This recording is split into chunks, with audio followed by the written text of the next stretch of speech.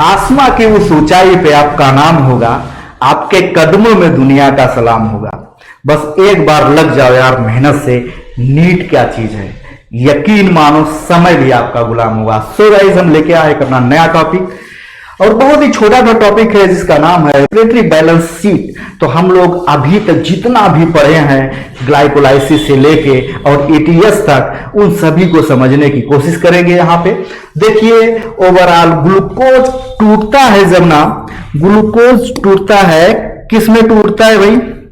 तो यहां पे आप देख सकते हैं, जो ग्लूकोज टूटा वो ग्लूकोज जब वो ऑक्सीजन मिला यानी कि ऑक्सीडाइज हुआ, और कितने 30 एडीपी लगे और 30 फास्फेट लगे, 36 फास्फेट लगे।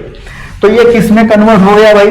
तो बोलोगे 6CO2, 6H2O और 36 एटीपी का फॉर्मेशन हो गया। अब देखिए, ये कह रहा है कि एम्फीबोलिक पाथवे है। एम्फीबोलिक पाथवे का मतलब आप समझ रहे हैं। जो एम्फीबोलिक हम लोग कब कहते हैं? एम्फीबोलिक कहते हैं जब कहीं पे भी कैटाबोलिक और एनाबोलिक दोनों रिएक्शन इन्वॉल्व हो तो वो कहलाएगा एम्फीबोलिक रिएक्शंस। देखिए, कैटाबोलिक रिएक्शंस में बड़ा बड़ा रिएक्शन छोटे में टूट जाता है, यानी कि ऐसा कैटा मतलब काटना, बड़े रिएक्शन को छोटे छोटे रिएक्शन में तोड़ देना ही कहलाता है कैटाबोलिक रिएक्शंस। और एनाबोलिक यानी कि दो छोटे छोटे रिएक्शन जुड़ के कोई बड़ा रिएक्शन बना लें, यानी बड़ा कंपाउंड बना लें, तो उन्हें बोलेंगे एनाबोलिक। तो देखो, कैटाबोलिक और एनाबोलिक दोनों को कॉमनली अगर बोलेंगे तो एम्फीबोलिक कहलाएगा। आगे देखते हैं हम लोग।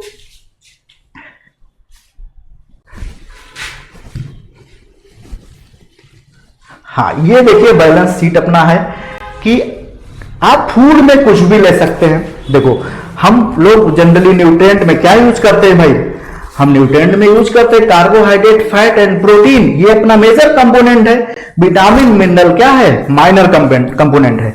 तो यहां पे हम बात करेंगे, जब हम कार्बोहाइड्रेट खाते हैं तो एनर्जी कैसे मिलती है, अगर फैट टूटता है तो एनर्जी कैसे मिलती है, या प्रोटीन टूटता है तो एनर्जी कैसे मिलती है और किस फॉर्म में टूटता है, फिर क्रेब्स साइकिल में जाता है। तो आइए देखते हैं एक एक करके। देखो, सबसे पहले हम बात करेंगे कार्बोहाइड्रेट की।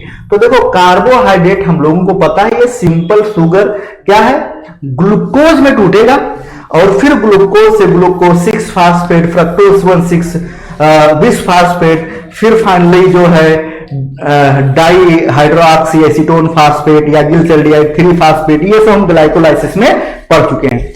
उसके बाद देखिए वो चेंज हो जाएगा भाई किसमें? पायरुविक एसिड में। तो फाइनली ग्लाइकोलाइसिस में क्या पढ़ते हैं? पायरुविक एसिड बनता है, फिर ये लिंक रिएक्शन बन जाएगा एसिटाइल कोएंजाइम ए।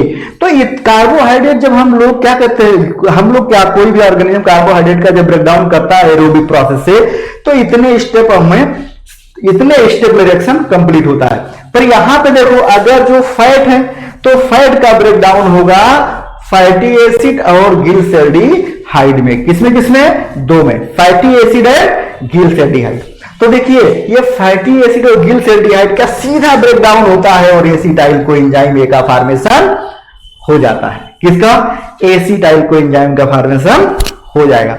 देखिए कितना सिंपल स्टेप है, बहुत कम स्टेप है, पर कार्बोहाइड्रेट में बहुत लंबा स्टेप है। और उसके बाद प्रोटीन है। जब प्रोटीन टूटता है तो आपको पता है प्रोटीन बहुत सारे मोनोमर से मिलकर बना है, जिसे हम अमीनो एसिड कहते हैं। और वो अमीनो एसिड का जब ब्रेकडाउन होता है तो बनता है पायरुविक एसिड। तो देखिए यहाँ पे अमीनो एसिड टूट रहा है और क्या बना रहा है?